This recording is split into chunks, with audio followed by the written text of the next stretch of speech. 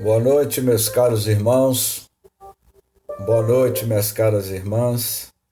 Que o Mestre Jesus nos abençoe sempre. Eu vou pedir à nossa irmã Graça mais uma vez para ela iniciar com a prece de abertura dos nossos estudos. Senhor Jesus, irmão mais velho, gratidão pela oportunidade do conhecimento e aprendizado. Inspirai o nosso irmão James. Abre as nossas mentes para termos o devido entendimento. Nos envolva para que tenhamos a maturidade necessária para refletirmos sobre os seus ensinamentos, com atitudes que nos levem a disseminar o amor em nós, para semearmos em outros corações. Que a nossa bandeira seja a prática da caridade. Nos envolva com seu amor, hoje e sempre. Que assim seja.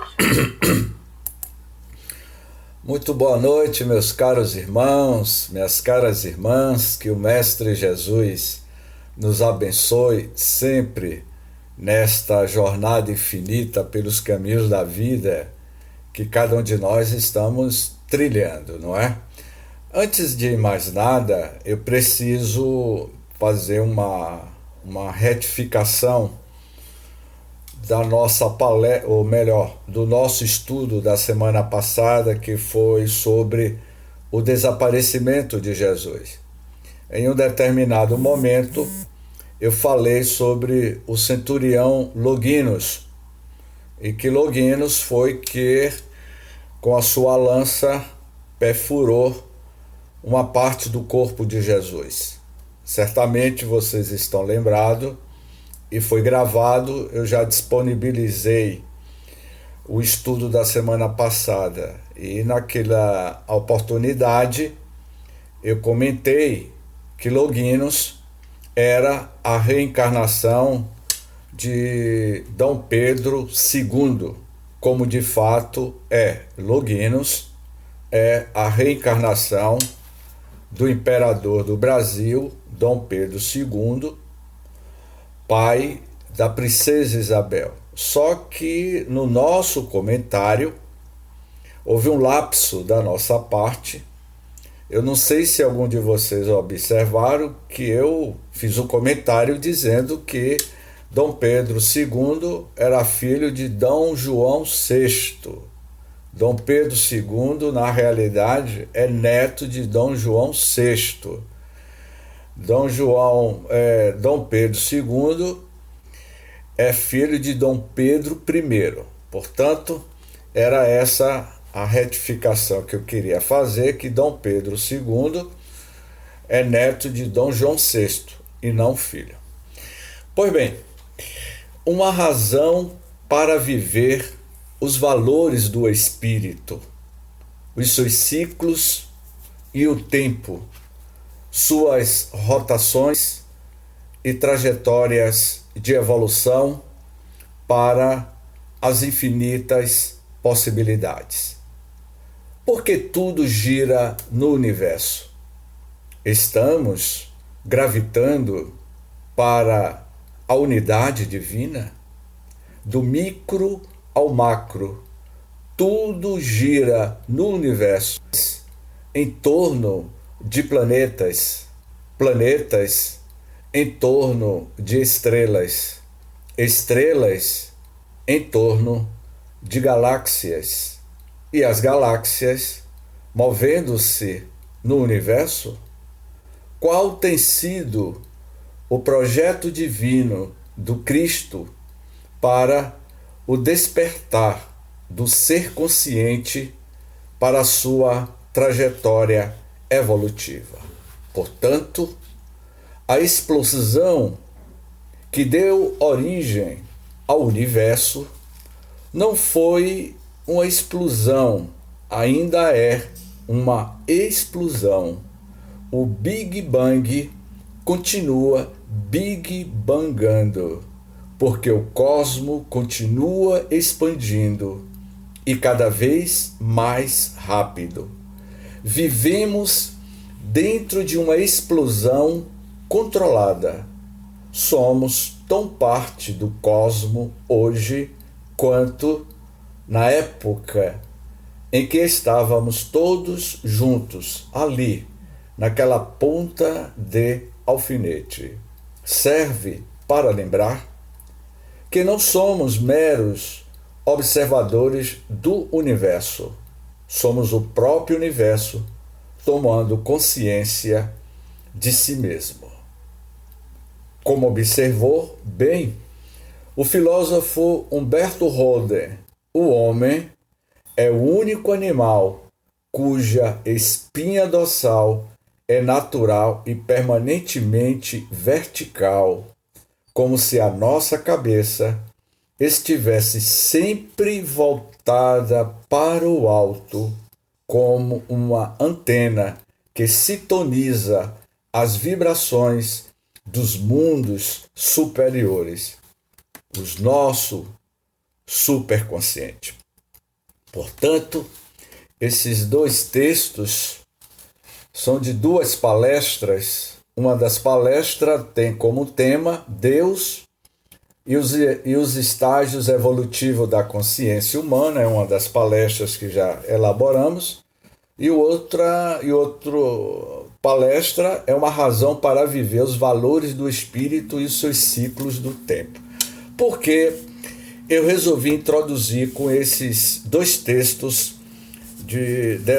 dessas palestras como introdução do capítulo 16 do livro A Gênese, e que hoje nós vamos realizar dentro da teoria da pré-ciência, o que vem a ser a teoria da pré-ciência, a teoria do conhecimento do futuro.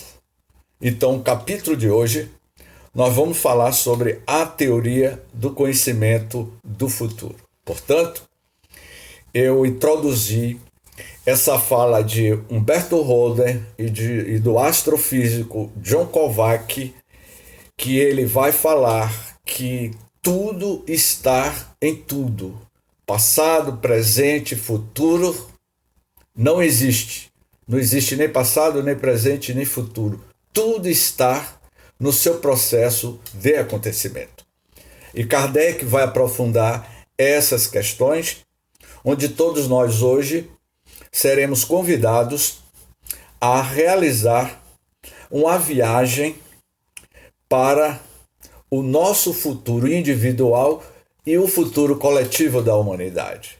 E Kardec, antes de falar sobre as novas gerações, nesse capítulo 16, ele vai desenvolver uma dissertação muito profunda falando sobre a teoria do conhecimento do futuro. Então ele começa com a seguinte pergunta: como é possível o conhecimento do futuro? Compreende-se a possibilidade da previsão dos acontecimentos que devem resultar do estado presente, porém não há dos que nenhuma relação guardem com esse estado, nem ainda menos a dos que são comumente atribuídos ao acaso. Não existe o acaso. Não existem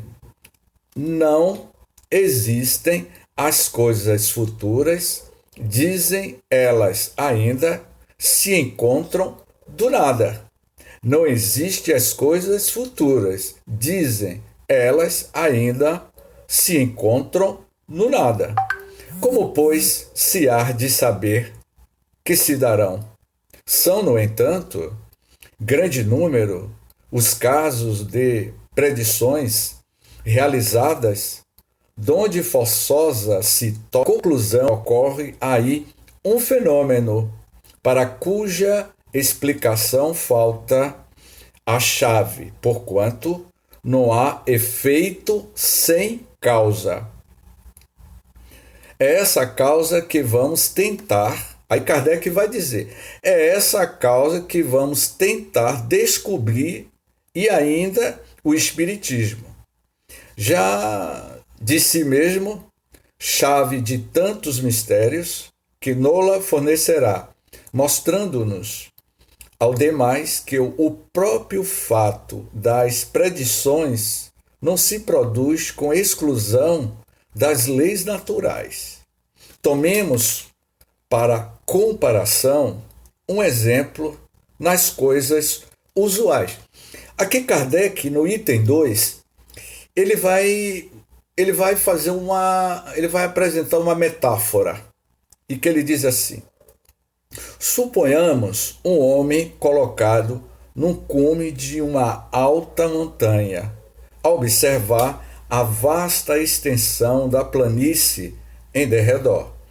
Nessa situação, o espaço de uma légua ou de quilômetros, pouca coisa será para ele, que poderá facilmente apanhar de um golpe de vista todos os acidentes do terreno, de um extremo a outro, da estrada que lhe esteja diante dos olhos.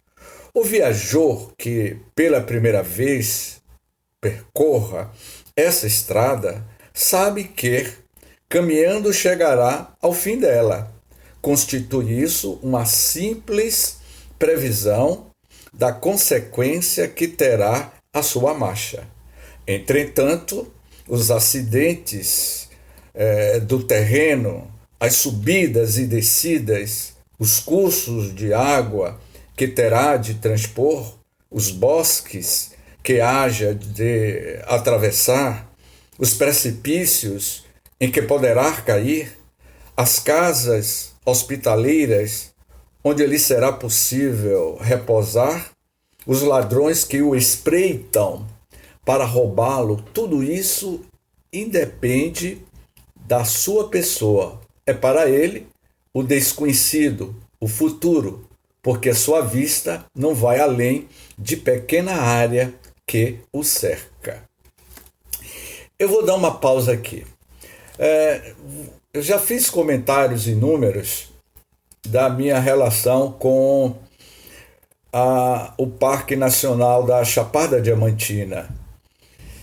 E como eu sou fotógrafo de produção, em 2018, em uma das nossas excursões a um dos maiores cânions do mundo, que é o Vale do Pati, e que seria uma trilha de 4 dias. Carregávamos mochilas pesadas nas costas, eu e mais 2 companheiros e o guia. E esse guia, ele já tinha uma experiência de transpor esse grande vale chamado Vale do Pati. Quando chegamos no alto de uma montanha, vimos o vale lá embaixo e o nosso amigo guia iria me dizer: James, nós vamos descer essa cordilheira e vamos atravessar todo esse vale. Do ponto aonde eu me encontrava, no alto, no cume dessa montanha, e que você via aproximadamente quase 15 quilômetros de extensão de vale, mata fechada, e como ele já era um guia experimentado, ele sabia os perigos, ele sabia os locais mais perigosos que nós certamente iria passar. Ele sabia o local da casa de ponto de apoio. E da minha visão, do ponto aonde eu me encontrava, eu perguntei ao guia: aonde é que fica a casa de apoio? Ele me apontou e eu só vi mata fechada, e ele disse: James, a casa de apoio está debaixo dessas matas fechadas. Para mim era tudo novo. Então eu fiquei imaginando se alguém tivesse lá embaixo e eu no topo da montanha tentando avisar a pessoa, olha, vá pelo caminho da esquerda ou vá pelo caminho da direita, que é muito mais fácil. Pelo caminho da esquerda, você vai descer um despenhadeiro segurando em um cabo de aço, como de fato nós descemos um despenhadeiro segurando um cabo de aço. Para mim era tudo novo, mas ele, como já era uma pessoa experimentada, ele já tinha a visão de futuro, ele já tinha feito essas trilhas, ele tinha uma visão ampliada não só do Vale do Pati, mas como do Parque Nacional da Chapada, porque ele, como guia, ele já sobrevoou de avião todo o Parque Nacional da Chapada Diamantina, ele sabia os pontos mais perigosos da Chapada, porque ele transitava de avião mapeando a Chapada. Portanto, é exatamente isso que Kardec está querendo dizer com as nossas acanhadas percepções visuais diante da nossa própria existência e diante das nossas futuras existências, das nossas futuras reencarnações. É isso mesmo. Mas, James, é possível estabelecermos ou saber como será a minha futura reencarnação? É sim, e nós vamos ver. Então, dizemos assim, quanta duração média pelo tempo que gasta em perlustar o caminho, tirai-lhe os pontos de referência e a duração desaparecerá. Para o homem que está em cima da montanha e que o acompanha com o olhar, tudo aquilo está presente. Suponhamos que esse homem desce do seu ponto de observação e, indo ao encontro do viajante, lhe diz: em tal momento encontrarás tal coisa, serás atacado e socorrido. Estará predizendo o futuro, mas futuro para o viajante, não para ele, autor da previsão, pois que para ele esse futuro é presente. Portanto, se você está no alto dessa montanha e tem um viajante lá embaixo fazendo a trilha, aquele viajante ou aquele alpinista, ele sabe os perigos que aquele viajante vai passar. Assim é que Kardec já estabelece nesse item 2 de que a visão do futuro tudo está do ponto de vista da evolução espiritual de cada um de nós, como nós vamos ver aqui nos próximos itens. Já no item 3, ele diz assim: se agora sairmos do âmbito das coisas puramente materiais e entrarmos pelo pensamento no domínio da vida espiritual, veremos o mesmo fenômeno produzir-se em maior escala. Os espíritos, olha o que é que ele diz aqui: os espíritos desmaterializados são como o homem da montanha. O espaço e a duração não existem para eles, mas a extensão e a penetração da vista são proporcionadas à depuração deles e à elevação que alcançaram na hierarquia espiritual. Portanto, na medida que o espírito vai evoluindo, a sua visão vai se ampliando. Como, por exemplo, quem é que mora aqui na orla de Salvador? O que mora no último andar do prédio?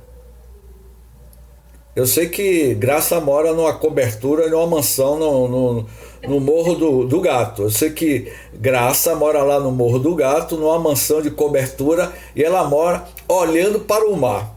Então, se alguém estiver passando ali, brincadeira, Gal não mora lá, mas ali no Morro do Gato, se você passa de bicicleta ou de carro ali perto do Porto da Barra e olhar lá para o mar, você só vai ter aquela visão. Mas se alguém está lá naquela mansão e que mora no último andar, você vai ter uma visão muito mais privilegiada. É isso que Kardec está dizendo, que na medida que nós vamos evoluindo moralmente, como vimos nos estudos dos milagres de Jesus, e que você vai ampliando o seu estado de consciência, o seu superconsciente, a sua pineal, a sua epífise, você vai tendo uma ampliação da percepção do futuro, do teu futuro, como também do futuro da humanidade.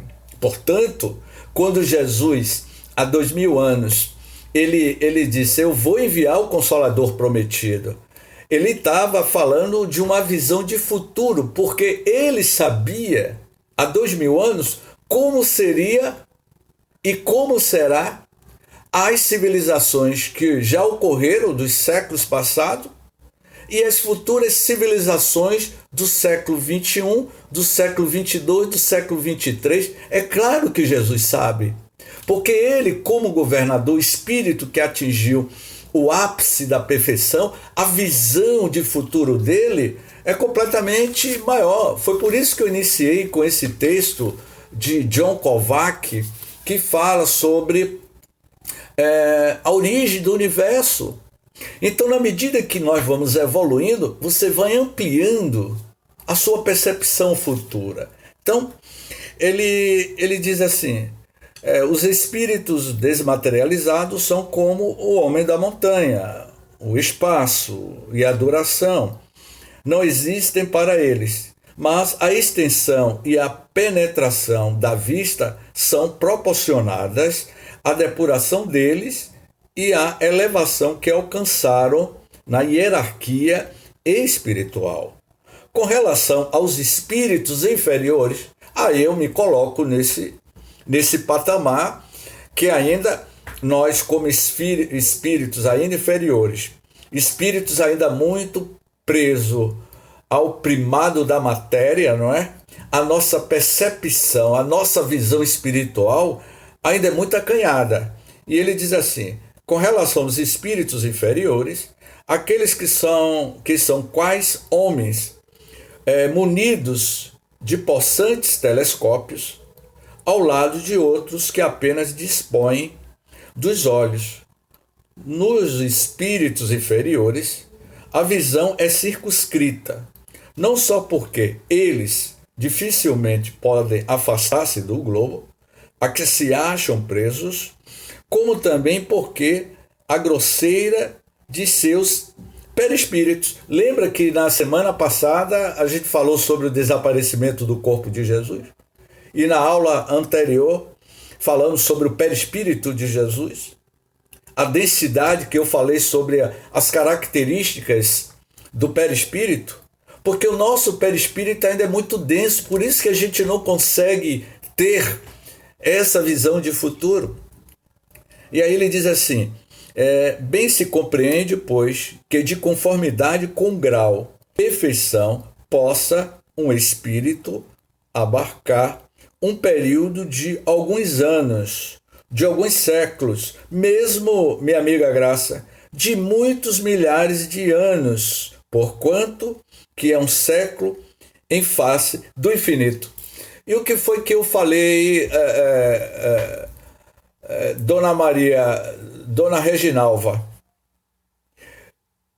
Que essa visão desse espírito pode ser de décadas, pode ser de 100 anos, 200 anos, 2000 anos. Ou seja, Jesus já tinha a visão do que seria o futuro da humanidade com 2000 anos.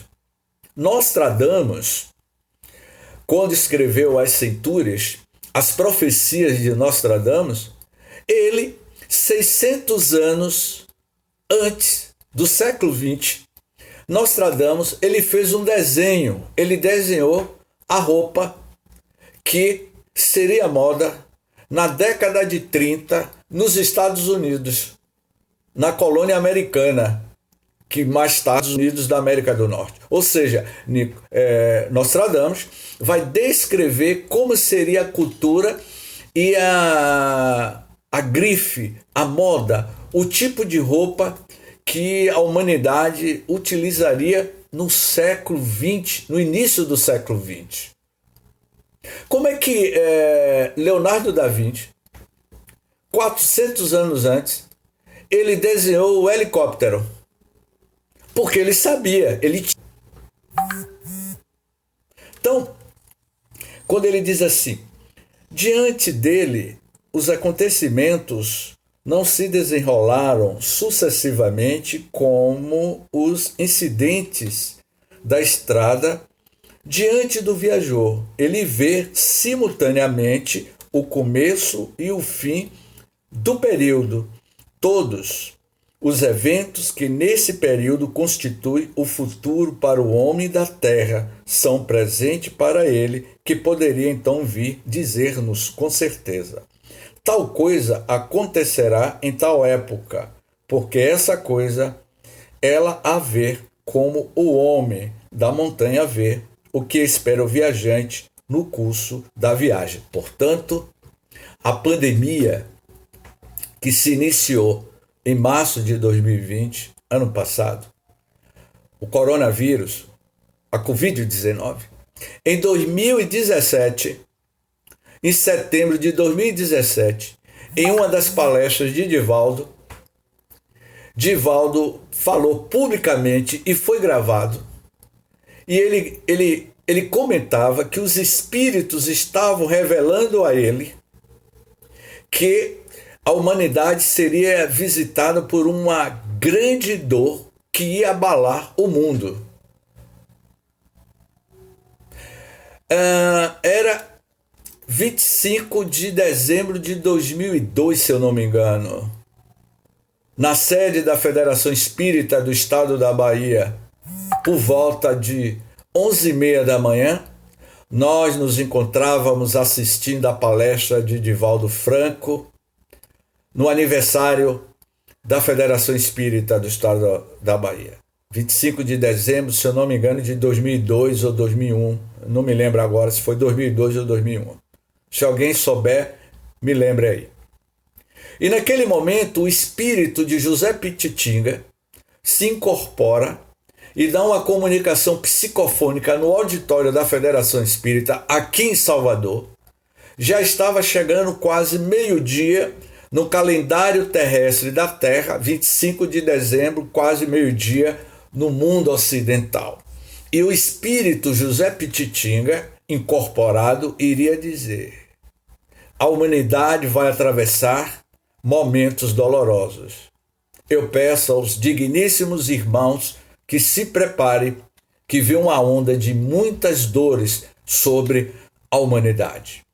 Quando foi à noite, na noite de Natal, quando nós estávamos comemorando a noite de Natal e ligamos a TV, o noticiário começou a revelar: uma onda gigante, uma tsunami, estava devastando e destruindo o Oceano Índico. 300 mil pessoas morreram de uma só vez. O que o Espírito estava falando era algo que estava já acontecendo. Quando Filomeno de Miranda, o Espírito, produziu o livro Transição Planetária, e ele vai dizer, dia 9 de dezembro. Era 9 de dezembro de 2002 ou 2001, eu não estou me lembrando. E os espíritos diziam: nós vamos sair em caravanas. Há várias caravanas se deslocando do continente sul-americano, do continente europeu, do continente norte-americano, caravanas de espíritos, para ir para o local aonde ocorrerá o epicentro da tsunami, 9 de dezembro. Quando foi no dia 25 de dezembro, a onda gigante, as placas tectônicas a mais de 11 mil metros de profundidade, criou aquela onda gigante matando 300 mil pessoas. Portanto, 20 dias antes de acontecer a catástrofe, os espíritos já sabiam que haveria uma desencarnação em massa, 300 mil pessoas. Então a pergunta é: como os espíritos souberam? É o que Kardec vai responder aqui. Como é que Divaldo ficou sabendo que iria ter essa pandemia? Revelado pelos espíritos. O tempo e espaço no mundo espiritual é completamente diferente do nosso. São 4 de junho de 2021, 18 horas e 58 minutos. Mas para os espíritos, eles já estão além da nossa frente. O tempo e espaço no mundo espiritual não sofre as mesmas leis gravitacionais que regem o nosso orbe terrestre. Foi por isso que eu li aquele texto, não é? Porque tudo gira no universo. Estamos gravitando para uma unidade divina. Tudo está girando em tudo. Então, quando ele diz assim, se assim não procede, é que poderia ser prejudicial ao homem o conhecimento do futuro, conhecimento que lhe peraria o livre-arbítrio, paralisaria no trabalho que lhe cumpre executar a bem do seu progresso. O que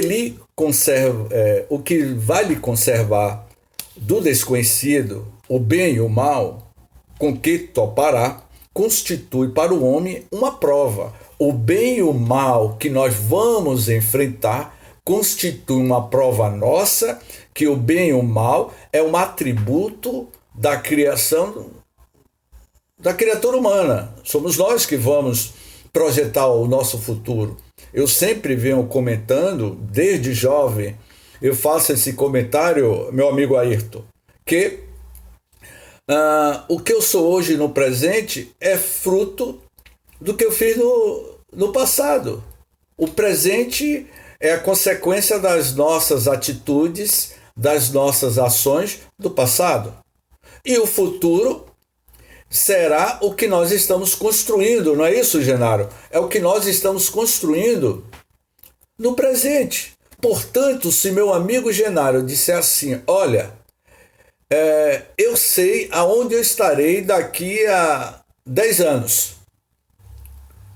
Daqui a 10 anos, eu desejo realizar alguns projetos na minha vida. Ele vai trabalhar no presente para colher os frutos no futuro. Portanto, quando nós dizemos assim, e James, e com relação à nossa futura reencarnação?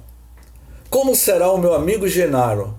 Como será a nossa amiga Márcia Marques nas futuras reencarnações? Hein? Como será Ângela Santiago numa futura reencarnação? Não sabemos. Mas algo é fato.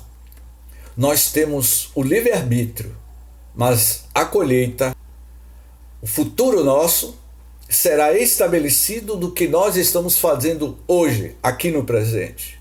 Não é isso, dona Nilda e Jailton? É o que nós estamos fazendo. Então, quando ele diz assim, para o Criador, o tempo não existe. Eu vou repetir, viu, dona Nilda, para que a senhora não esqueça. Para o Criador, o tempo não existe. O princípio e o fim dos mundos lhe são o presente. Dentro desse panorama imenso, que é a duração da vida de um homem. O que é a duração da vida de um homem, de uma geração e de um povo?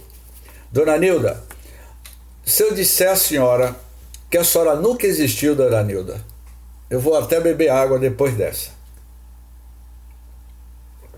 Se eu disser que dona Nilda nunca existiu, e Jailton, nenhum de nós nunca existimos. Mas, James, que história é essa? Pois é. Vejamos bem. O planeta Terra, e foi estudo do ano passado, sobre a formação do planeta Terra. O planeta Terra tem 4,6 bilhões de anos da Terra. A formação do planeta Terra em 24 horas. Meia-noite, Jailton, meia-noite, o planeta se formou, Jailton. Às 4 horas da manhã, minha amiga Célia, a vida se origina. Os seres unicelulares surgiram no planeta às 4 horas da manhã. Às 6 horas e 8 minutos, meu amigo Genaro, os seres pluricelulares e complexos surgiram nas entranhas do planeta Terra. Era 6h08 da manhã. Por volta das 9h52 da manhã, na formação do planeta Terra, animais marinhos e plantas na Terra surgiram por volta das 9h52 da manhã. Era aproximadamente 10h56. No calendário terrestre da Terra, iria surgir os dinossauros. Era 10h56, ainda pela manhã. Por volta das 11h39, ocorreu uma grande extinção dos dinossauros. Lembra que no ano passado eu falei daquele cometa errante que há 250 milhões de anos chocou-se contra a Terra, destruindo todas as formas de vida? Aquele cometa se chocou na Terra por volta das 11h39 da manhã, no calendário da linha do tempo, na formação do planeta Terra. Por volta de 11h59, eu vou repetir aos caros amigos, era por volta de 11h59, não bateu no relógio do tempo meio-dia, faltando 1 segundo para meio-dia, 11h59 e 59 segundos, nós surgimos no planeta Terra. 11h59, surgimos como seres humanos no calendário, no relógio do tempo cósmico na formação do planeta Terra. Meio-dia, 11h59. E 1h da tarde. Como será o futuro da humanidade? No calendário eu fui até essa data. E 1h da tarde, 1h depois do surgimento do homem na Terra, qual será o futuro da humanidade? É o que nós estudamos no ano passado, no livro A Gênese, no capítulo sobre uranografia geral, que o Espírito Galileu vai falar sobre a formação dos mundos, como nós vamos falar no último capítulo do livro, capítulo 18, sobre a nova geração. Por aonde estará Diogo a 1h da tarde? Porque Diogo tomou conhecimento hoje que quando deu 11h59, Diogo surgiu no planeta Terra. Diogo e os 8 bilhões de criaturas humanas. Fora, meu amigo Diogo, a população de espíritos que já gravitavam na atmosfera psíquica do planeta Terra, que aí é outro assunto. Por aonde estaremos por volta das 3h da tarde? James, eu aí não tenho nem ideia, mas eu vou dizer para onde é que nós vamos estar. E eu já comentei isso aqui anteriormente. Daqui a 5 bilhões de anos, segundo os astrofísicos, o planeta Terra entrará em extinção, vai virar uma anã branca e vai entrar em explosão e colapso. Vai desaparecer o sistema solar e todos os seus planetas daqui a 5 bilhões de anos. Até lá, Dona Dalva, Dona Bárbara, certamente já se tornaram espíritos puros. Todos nós já nos tornamos espíritos puros. Não precisaremos ter esse corpo denso, esse corpo pesado, não precisaremos ter intestino grosso e fino. Não seremos mais o Homo sapiens e sapiens. Nós seremos o co-criador em plano maior. É isso que nós seremos. O futuro das raças humanas na Terra, de uma minhoca até o ser mais complexo que somos nós, iria dizer que o homem é o único animal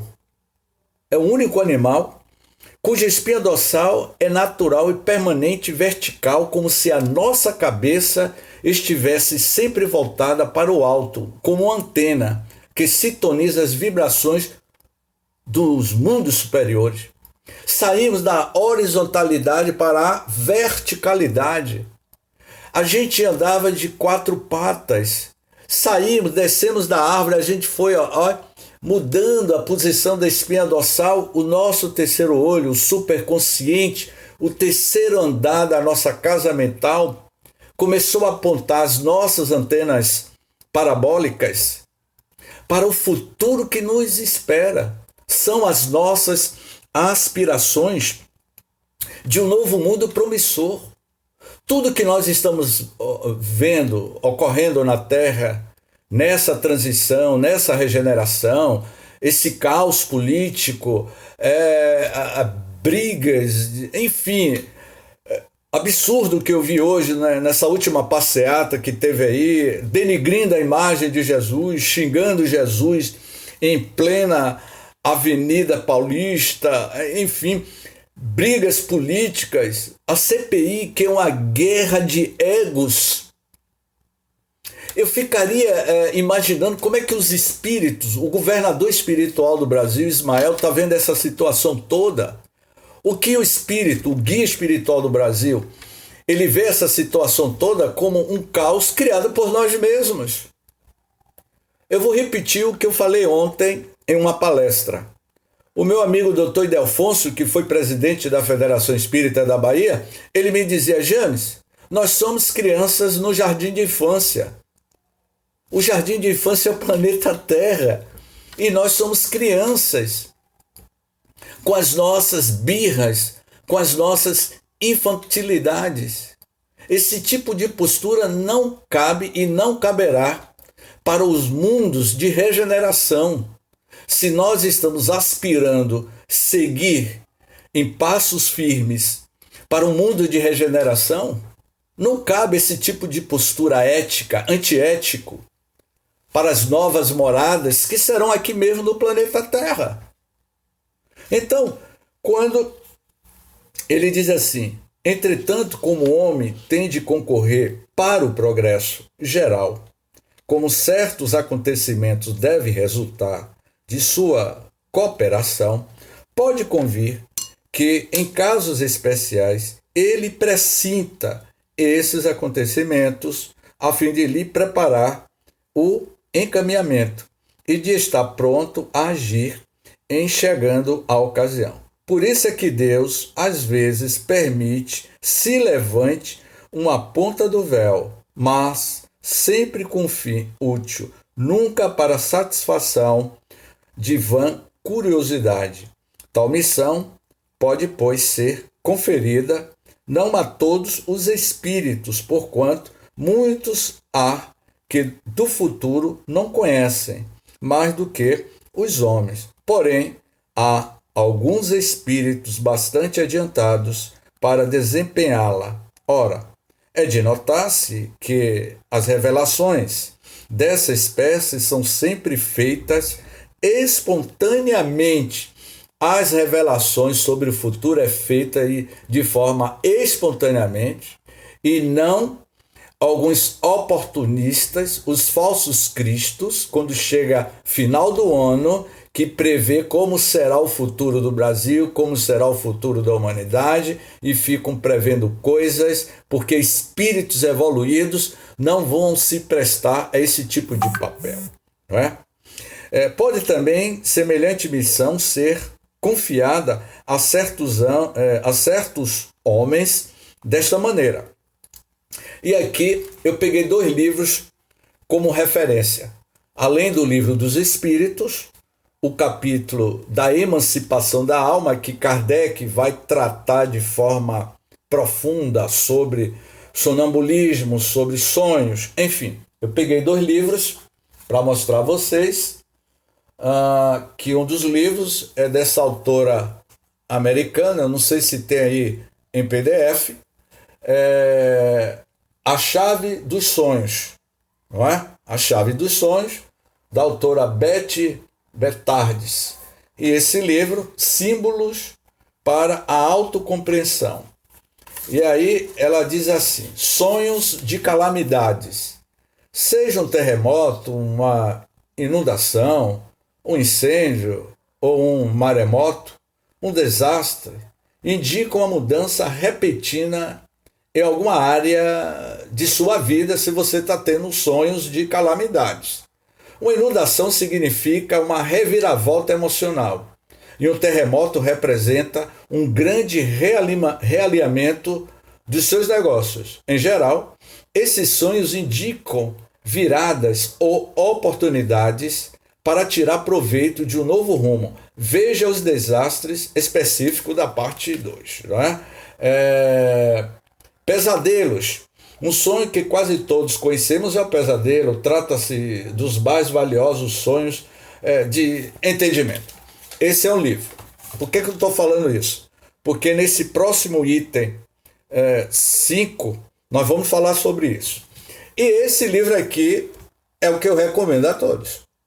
Esse livro, Sonhos, a Essência Orientando a Existência, de Djalma Mota Argolo. Para mim, é a melhor obra sobre análise do sonho.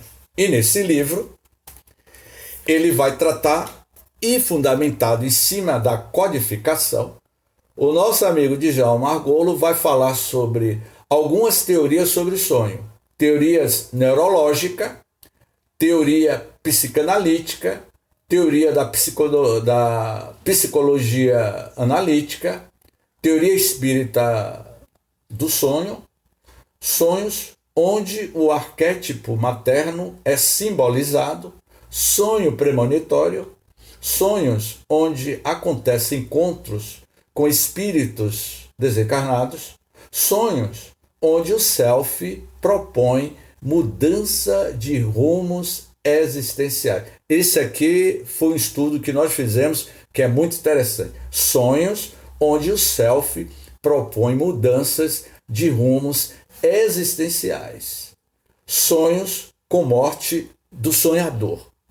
Sonhos de um espírito no mundo espiritual. Então, esse livro aqui eu recomendo, que é de Djalma Argolo.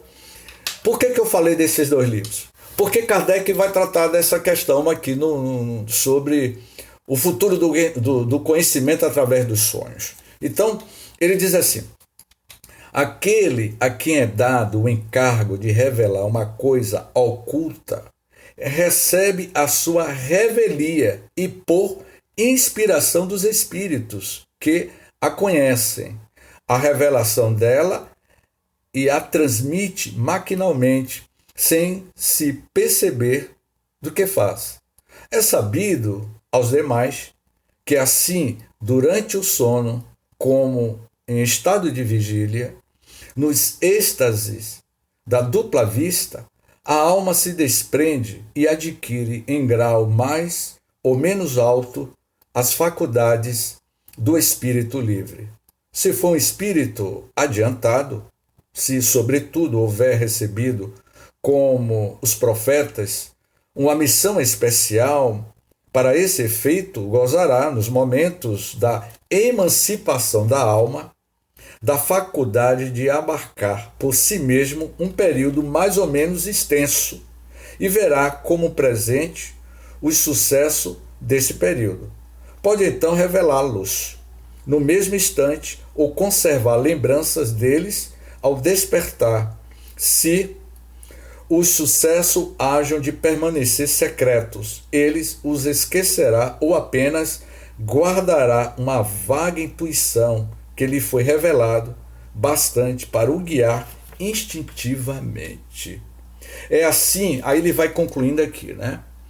É assim que em certas ocasiões essa faculdade se desenvolve providencialmente na iminência de perigos, nas grandes calamidades, nas revoluções que acontecem sempre no planeta.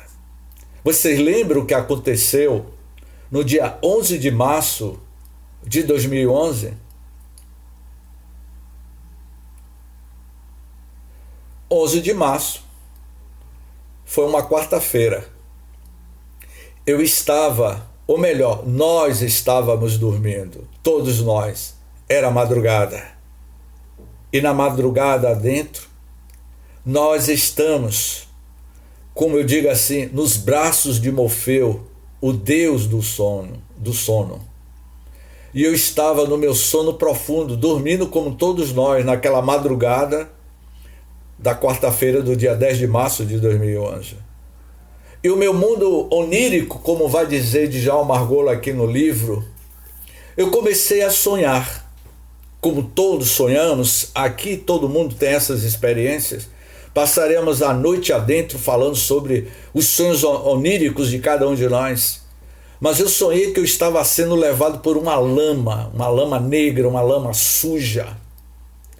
E eu corria, eu tentava chegar no alto de uma serra, de uma montanha, porque vi um mar, era um mar de lama negra carregando dejetos, despojos, objetos, e aquela fumaça, e sem sonho, de madrugada.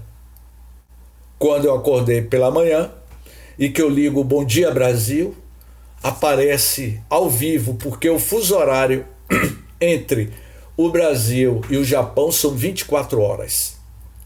24 horas, o fuso horário de diferença. Apareceu assim: uma onda gigante está devastando o noroeste do Japão e Fukushima está sendo destruído. E quando eu vi aquele mar, aquela lama invadindo as cidades, aquela lama negra com os objetos e os dejetos, era exatamente o que eu tinha sonhado de madrugada. A pergunta é: como foi possível? Eu me lembro que na época eu perguntei a um companheiro nosso como isso foi possível. Ele disse: James, todos nós que estamos aqui na sala, as 65 pessoas, acionamos o inconsciente coletivo. É como se nós, Dona Nilda, que balançou a cabeça, é como se Dona Nilda conectasse o seu cabo do seu celular no HD do psiquismo do planeta Terra e capta. Tudo são campos de vibrações. Agora, 19 horas e 21 minutos.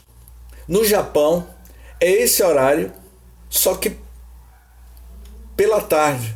O que está acontecendo lá está sendo arquivado na consciência cósmica, ou melhor, no psiquismo da psicosfera do campo magnético do planeta Terra. E nós acionamos essas imagens, esses arquétipos, coletivo, individual. E o meu amigo Adilto Pugliese iria dizer: James, você captou como muita gente conseguiram acionar essa estação de energia. Então, se nós começarmos a modificarmos os nossos padrões mentais e estabelecer conexões no momento da gente ir dormir, a gente pode sim prever fatos e acontecimentos que vêm ocorrendo e que está ocorrendo no futuro. E como está, que vocês nem imaginam, fatos que já estão se desenrolando. Mas aí ele diz assim: nada, pois, tem de sobrenatural o dom da predição, mais do que uma imensa. E na lei das relações do mundo visível com o mundo invisível, visível para o mundo invisível, que o Espiritismo veio dar a conhecer. Olha o que é que ele diz assim: a teoria da presciência talvez não resolva de modo absoluto todos os casos que se possam apresentar de revelações do futuro, mas não se pode deixar de convir em que lhe estabelece o princípio fundamental.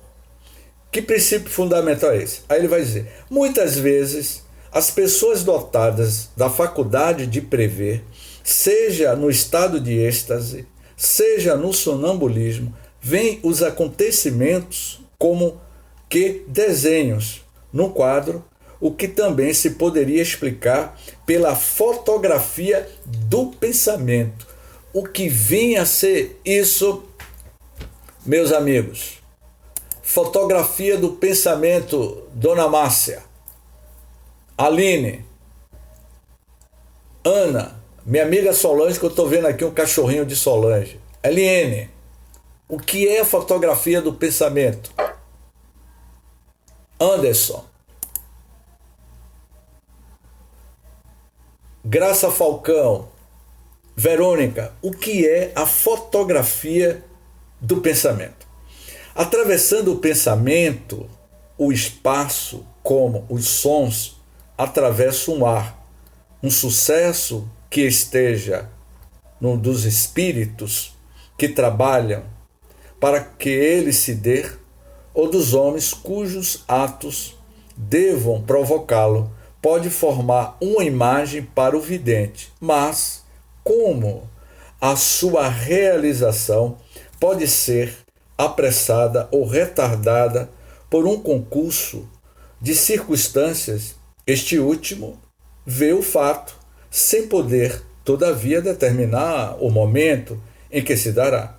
Não raro acontece que aquele pensamento não passa de um projeto, de um desejo, que não se concretizem em realidade, donde os frequentes erros de fato e de data nas previsões. E aí ele vai, eu vou concluir até o item 11, aí eu vou parar. Para compreendermos as coisas espirituais, isto é, para fazermos delas ideias tão claras como a fazemos, e aí Kardec chega a uma conclusão, fazendo a síntese desse item 8. Ele diz assim: as coisas materiais, porém, não nos podem dar coisas espirituais. Ou seja, as coisas materiais não poderá dar as coisas espirituais, porque são padrões diferentes, senão ideias muito imperfeitas, razão porque não se deve tomar ao pé da letra essas comparações e crer, por exemplo, que a extensão das faculdades perceptivas dos espíritos depende da efetiva elevação deles, nem que eles precisem estar em cima de uma montanha ou acima das nuvens para abrangerem o tempo e o espaço. Tal faculdade, e aí ele vai dizendo aqui, Luiz, tal faculdade lhes é inerente ao estado de espiritualização. Como é que está a sua espiritualização, meu amigo Luiz? Ou, se o preferir, de desmaterialização. Quer isto dizer que a espiritualização produz um efeito que se pode comparar, se bem muito imperfeitamente, ao da visão de conjunto que tem o homem colocado sobre a montanha. Esta comparação objetivava simplesmente mostrar que acontecimentos pertencentes ainda para uns ao futuro estarão para outros ao presente e podem assim ser preditos, o que não implica que o efeito se produza de igual maneira. É tudo uma questão de visão de futuro. Portanto, sintetizando aqui, que ele diz assim, que o espírito ao lado do encarnado é como o vidente ao lado do cego.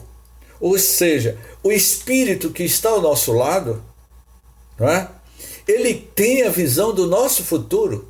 Os espíritos sabem o que vai acontecer conosco, mas eles não interferem, porque existe a questão do livre-arbítrio. Eles podem nos auxiliar. Está lá a história da casca de banana. Lembra da história da casca de banana de Humberto de Campos? Sacudindo. Eu vou resumir a história. Ele teve a orientação do seu mentor espiritual desde o nascimento até os 70 anos de idade. O seu mentor, Lisel, o mentor, o espírito, secundindo o empresário. Ele orientou Lisel durante a vida inteira. Ele era balconista, de balconista virou empresário, de empresário ele ficou milionário. Ele casou, constituiu família, teve filhos, teve netos, E o mentor sempre dizendo a ele: quando é que você vai ajudar as crianças desfavorecidas da sua cidade, Secundino? Mas ele, preso e preocupado com os bens materiais, ele foi deixando para o segundo plano. Foi aí que ele ia fechar uma transação comercial, e o seu mentor espiritual sempre lhe acompanhava, mas não interferia, auxiliava quando era necessário. Mas ele, sabendo do perigo que iria ocorrer com ele avisou: tome cuidado, deu o sinal, intuiu ele: tome cuidado na hora de você descer do seu carro. Quando ele se aproximou, o mentor espiritual, próximo à porta do seu carro, intuiu ele que ele tomasse cuidado na hora que abrisse a porta do carro. Sabe o que foi que aconteceu, Luiz? Ao abrir a porta do carro, ele pisou em uma casca de banana e bateu a cabeça no chão e teve um traumatismo craniano e ficou em coma. Nos últimos momentos da vida dele, ele ia dizer: Secundino, ô meu amigo Lisel, meu mentor, se você me restituir a minha vida, eu vou abrir a creche para atender todas as crianças, que foi algo que eu prometi desde o início da minha vida. Aí o seu mentor iria lhe dizer: Secundino, você deve agradecer a Deus e a casca de banana, porque agora você vai voltar para o mundo espiritual. Portanto, meus amigos, nós somos senhores do nosso próprio destino. E eu encerraria o estudo de hoje, para abrirmos para as perguntas, concluindo quanto ao futuro do Espiritismo.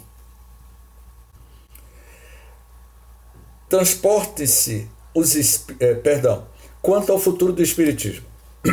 Os espíritos, como se sabe, são unânimes em afirmar o seu triunfo próximo, a despeito dos obstáculos que lhe criem. Quanto ao futuro do Espiritismo, os espíritos, como se sabe, são unânimes em afirmar o seu triunfo próximo, a despeito dos obstáculos que lhe criem. Fácil lhes é a previsão, primeiramente porque a sua propagação é obra pessoal deles, concorrendo para o movimento ou dirigindo eles naturalmente, sabe o que deve fazer. Em segundo lugar, basta-lhe entrever um período de cura de curta duração. Vê nesse período, ao longo do caminho, os poderosos auxiliares que Deus lhe suscita e que não tardarão a manifestar-se, não é? Transporte-se. Aí ele diz aqui algo que eu vou encerrar com isso aqui, que eu achei muito interessante. Transportem-se os espíritas, embora sem serem espíritos desencarnados, há 30 anos apenas para diante, ao seio da geração que surge. Daí, considere o que se passa hoje com o Espiritismo, que foi lá em 1868, quando ele publicou o livro. Acompanhando-lhe a marcha progressiva, e verão consumir-se em vãos esforços os que se creem destinados a derrocá-lo. Verão que esses tais pouco a pouco desaparece da cena e que, paralelamente, a árvore cresce e alonga cada dia mais as suas raízes. Portanto, encerrando esse capítulo, nessa parte que na semana que vem a gente dá continuidade, ele vai falar do futuro do Espiritismo e do nosso futuro. Aí ele diz assim: pense há 3 décadas, há 30 anos. E aí eu fiz um cálculo aqui. Foi em 1868 que ele publicou a última obra, Allan Kardec. 30 anos depois era 1898, praticamente faltando 2 anos para o encerramento do século XIX e início do século XX. Então, uma pergunta que vai valer $1 milhão. E quem responder vai ganhar, pago pela minha amiga Graça Carvalho, $1 milhão. 30 anos depois, por onde andava Allan Kardec? James, provavelmente no mundo espiritual, ou já estava reencarnado. Hoje é 2021. Há 30 anos atrás, em 1991, ou melhor, em 1991, eu morava em Piripiri, na Rua das Pedrinhas, e meu filho estava nascendo. 26 de junho de 1991, eu morava em Piripiri e frequentava aquela feira lá de Piripiri. Eu nunca imaginei que 30 anos depois, no dia 4 de junho de 2021, eu estaria em outra situação completamente diferente. Em 1968, eu estava com 7 anos de idade. Eu nunca imaginei que 30 anos depois, em 1998, eu estaria com 37 anos e diretor da Federação Espírita da Bahia. O que eu estou contando da minha pessoa se estende a todos vocês. O que Kardec está querendo concluir, o futuro do Espiritismo depende de cada um de nós. O futuro do Espiritismo depende de Diogo, de Graça, de James, de Nilda, de Célia, de Valquíria, de Ayrton, dos 64 membros que estão aqui nesse grupo de estudos. Aqueles que são espíritas, aqueles que são espiritualistas. O futuro do Espiritismo dependerá da forma como você está agindo. E ele encerra esse item 11 nos dizendo isso. Portanto, eu agora abro para as perguntas e questionamentos. E deixaremos para a próxima semana. Eu vou fazer um resumo do item 12 ao item 18 e depois estudamos na próxima semana predições do Evangelho. Alguma pergunta, algumas considerações? James, com licença, Ângela colocou aqui, pode citar os livros aqui? Pode. E Bernadette colocou, James, por favor, coloque no grupo esta bibliografia. Obrigada.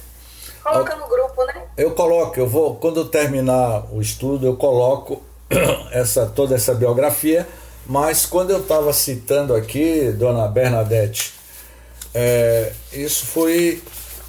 são 2 palestras que eu realizei ano passado, Deus e os estágios evolutivos da consciência humana, foi uma palestra que eu fiz, e a outra palestra foi uma razão para viver os valores do espírito, os ciclos e o tempo. Eu acho que essas palestras estão no meu canal, se eu não me engano. E aí eu coloco os títulos, as referências e os 2 livros que são esse aqui, Sonhos, a Essência Orientando a Existência. Esse livro eu recomendo a todos vocês. Agora, quanto dessa americana, é mais um livro simbólico, né? Interpretações de sonhos sem muita, fundamentação científica e de pesquisa, né? James, Ângela fez uma pergunta. Seria uma viagem astral? Ângela, abre aí o canal, Ângela. Foi quando ele se referiu a 11 de março de 2011. Ou 10 de março. Ah, sim. Falando do Japão, do Fukushima, alguma coisa assim. Não, mas eu expliquei, Ângela, que de fato eu disse assim que primeiro vamos classificar em três aspectos os sonhos. Esses infinitos sonhos que nós temos, existem 3 classificações específicas. A primeira é o sonho fisiológico, como por exemplo, você sonha com a briga na rua, você presencia ou vê na televisão alguém brigando, quando é à noite você está sonhando que você está brigando. Então esse é um sonho fisiológico, é um sonho que está na sua consciência atual. O segundo sonho são recordações de vidas passadas, quando você acessa no seu inconsciente profundo recordações de vidas passadas. E o terceiro sonho, que é o sonho propriamente dito como um sonho no mundo espiritual, você se desprende do corpo físico e mantém contato com o plano espiritual, com espaço e tempo no plano espiritual. Portanto, essa experiência que eu tive e que certamente todos vocês têm, isso é algo de todos nós, isso. É evidente que eu devo ter acessado esse arquivo desta egrégora espiritual da Terra, deste arquivo atávico do planeta Terra. Eu acessei essa informação e captei as imagens, como também em desdobramento espiritual.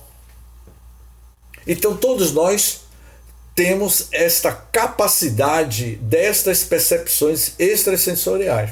O que nos cabe é melhorar mais o nosso filtro mental, para que a gente consiga realmente ter imagens mais fidedignas da realidade espiritual ou das realidades espirituais, na medida que você vai modificando a sua forma de pensar.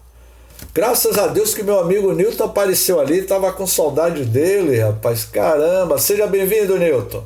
Mais alguma pergunta? Porque eu acho que esse tema aqui mostrou bem assim, Newton, nós estamos falando do futuro da humanidade. Esse capítulo 16 é uma preparação, uma prévia sobre as novas gerações, que é o último capítulo do livro.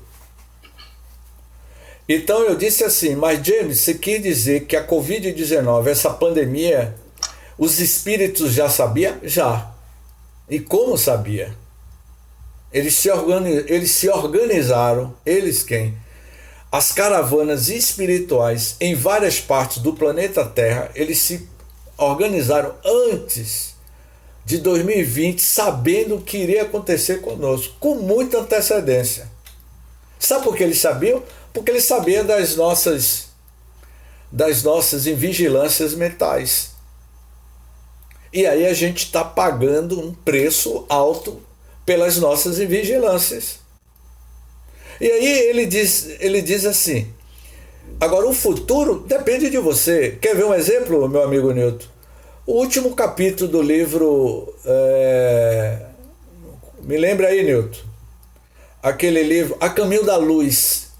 O livro A Caminho da Luz, que foi psicografado na década de 30 por Chico Xavier, pelo Espírito Emmanuel, é um livro sobre sociologia da Terra. A Caminho da Luz fala sobre as civilizações que surgiram e o futuro da humanidade. Então os espíritos vão dizer ali que 80 anos depois que o livro foi produzido, ele iria dizer que poderia ocorrer uma grande revolução, como de fato está acontecendo. O século XXI seria sacudido por uma grande guerra. Mas que guerra é essa? Não é uma guerra civil. Não é a Terceira Guerra Mundial. Mas é uma guerra de valores. E que seria a guerra da pandemia, da imoralidade, e que a gente chegaria a nível de Sodoma e Gomorra. Por que Sodoma e Gomorra foi destruída? Newton estava lá na época de Gomorra e Sodoma. Sodoma e Gomorra, segundo o Velho Testamento, foi destruído pelo castigo de Deus. Claro que Deus não castigou. Ali foi um cataclismo, um terremoto que destruiu. Mas que, de fato, Sodoma e Gomorra eram cidades pervertidas que tudo cabia. Roma, lembra, Newton? No tempo que você morou lá em Roma? Que nós morávamos em Roma e que a gente chegou ao nível da libertinagem total. Lembra do carnaval de 1980? Eu não esqueço não, eu tenho uma boa memória. Carnaval de 1980 na Praça Castro Alves, o encontro de trio. Eu assistindo pela televisão, os encontros de trio, que naquela época, a quarta-feira de cinza, todo mundo se reunia ali, os trios elétricos. Eu não vou dizer o nome do cantor. e que foi o ano em que as pessoas os foliões, estavam fazendo sexo explícito em cima do trio elétrico. Carnaval de 1980. Eu me recordo que a gente estava na Juventude Espírita naquela época, eu, André Peixinho, Luciano e outros, e a gente comentava sobre uma tal de uma doença chamada AIDS, e que era transmitido pelos macacos, que a gente achava que eram os macacos. E aí eu me lembro que uma das discussões no grupo da Juventude Espírita, em 1980, a pergunta-chave era: essa AIDS não veio para dar um freio na humanidade?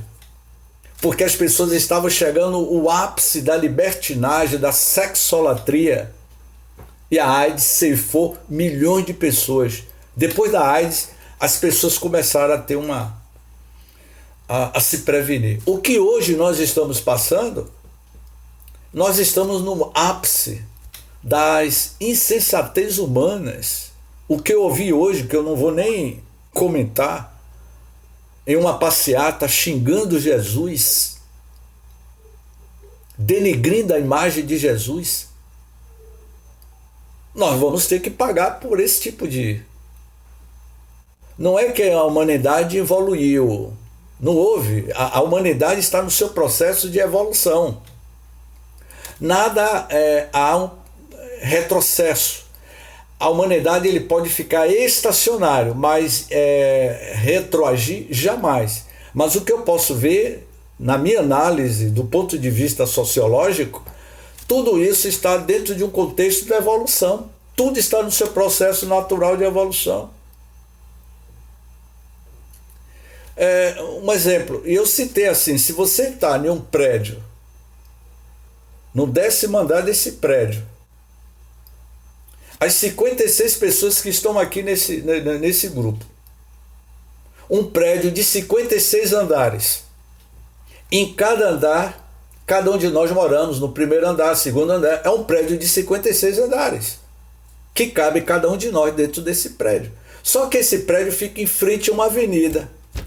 Vamos dizer que dos 56 que estão aqui na sala, morando no mesmo prédio, deixa eu ver quem é que vai morar no último andar aí. Vamos dizer que a minha amiga Clara mora no último andar. Será que Diogo, que mora no 10º andar, tem a mesma visão de Clara, que mora no 56? Hein, Diogo? Abra aí o microfone, Diogo. Abre o microfone aí, meu amigo. Você que mora no 10º andar? Sim. Você que mora no 10º andar, olhando para uma avenida, você vai ter a mesma visão que Clara, que mora no último andar, no prédio de 56? Não, absolutamente não. Será que, um exemplo, Mas Diogo... tem equipamentos especializados para verificar, eu não verei tanto quanto ela. É uma visão. Agora, vamos dizer uma que... Visão sempre é uma visão, sempre é um ponto de um horizonte onde a gente está para ver a realidade, para ver um fenômeno. Então, vamos dizer que Eliane mora no primeiro andar, Eliane. Será que você tem a mesma visão de alguém que mora no 3º andar, que é Nádia, que mora no 3º andar? Nunca. Agora, meu amigo Vivaldo, que mora no 8º andar, será que você que mora no 8º andar, você vai ter a mesma visão de alguém que mora no 9º andar? Tereza Souza, que está acima de você, da forma que eu estou olhando aqui, Tereza está acima da imagem de Vivaldo. Hein, Vivaldo? Será que você vai ter a mesma visão que Tereza, que está lá no 9º andar, e você no 8º andar? Não tem como, James. Por que, Vivaldo? Me diga aí, meu amigo, por que você não está... O que é que falta para você chegar no andar de cima? Eu subi mais alguns andares. Pensei que você ia falar de elevador, porque elevador aí é fugir da lei de evolução. Elevador é para preguiçoso. Então, assim, o que eu quero dizer, Vivaldo, meus amigos, minhas amigas, as escadas da vida, na medida que você sobe um andar para outro, é uma escala da sua evolução espiritual que Kardec fala aqui. São conquistas milenares. Ok, Maria? Boa noite para você, meu irmão. são conquistas milenares. Portanto, são conquistas individuais. A humanidade não está evoluindo, pelo contrário, tudo isso faz parte da evolução da humanidade. Ok? Para concluir. James, Newton levantou a mão. Eu acho que ele quer se pronunciar, né, Newton? Bem rápido. James, você fez uma colocação de quem está lá embaixo e de quem está lá no alto. Evidentemente, não tem a mesma visão. Se você colocar as duas pessoas no mesmo andar, as duas pessoas, cada um vai ter uma visão diferente. Depende do seu momento evolutivo e como você se encontra. Entendeu? Muito bem. Por isso que eu estava sentindo falta de Newton. Vamos dizer que Newton e Vivaldo. Newton e Vivaldo moram no 10º andar, num apartamento de 4 quartos, um apartamento por andar. Newton mora nesse prédio e convidou Vivaldo para dividir o mesmo espaço, um apartamento por andar, só que Newton está num quarto e Vivaldo está no outro quarto, no 10º andar. Será que eles dois estão tendo a mesma visão? Claro que não. Até juntos, se tiverem os dois juntos aqui, ó, um junto E outro, mesmo no mesmo andar, na mesma janela, na sala, será que, olhando para o mar, no 10º andar, os dois na mesma sala, não é? Ali no corredor da Vitória, no Endiore, aquela mansão do Endiore, olhando os dois lá para o apartamento do meu querido e grande professor Elcimar Coutinho, que desencarnou da Covid-19. Ele morava num apartamento por andar de vista para o mar, no 13º andar. Se a gente estivesse lá com o Elcimar Coutinho, será que a gente teria a mesma visão de Itaparica? Cada um ia ver, a Newton ia dizer assim, eu estou vendo a pirâmide lá de Mar Grande. Aí Vivaldo disse, eu não estou vendo pirâmide nenhuma.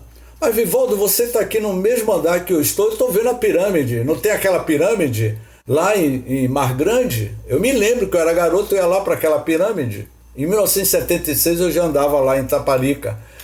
De João das Botas naquela época, não era, Newton? Da nossa época. Eu não estou vendo essa pirâmide. Tudo é uma questão de visão. Meus amigos, já vai dar quase 8 horas, nos estendemos. E como o Newton chegou hoje, eu vou pedir ao meu amigo Newton para fazer a prece de encerramento. Agradecer a todos vocês. Até segunda-feira eu deixo esse estudo gravado e disponibilizo para todos vocês. Eu tive um cuidado muito especial dessa semana gravar uma palestra sobre a depressão, as suas causas, consequências e como prevenir. Eu coloquei aí no grupo também uma palestra sobre depressão que foi muito interessante, especialmente para os nossos dias atuais. Eu passo para o meu amigo Newton para ele fazer a prece de encerramento.